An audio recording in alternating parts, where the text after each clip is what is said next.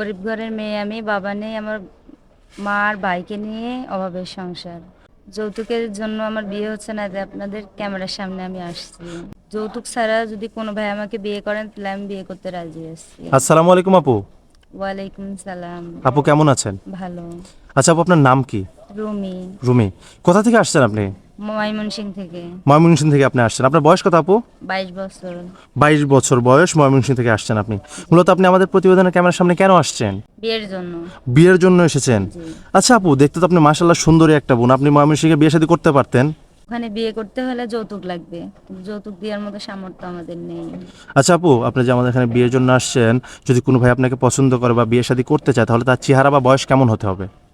চেহারা বা বয়স কোনো সমস্যা নেই, শুধু ভালোবাসলে হবে। শুধু ভালোবাসলেই হবে, স্ত্রী মর্যাদা দিলেই হবে, তাই তো?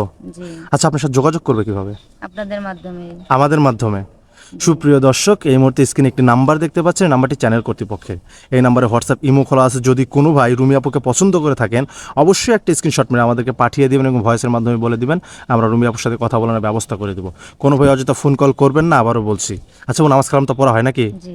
আচ্ছা, বিয়ের সাথে করার পর হাজব্যান্ডে ভালোবাসবেন তো? হুম। ঠিক আছে, ও ভালো থাকবেন। আমরা আপনাকে আপনার মনের মতো একটা মনোযোগ দিতে চেষ্টা করবো। আসসালামু আলাইকুম।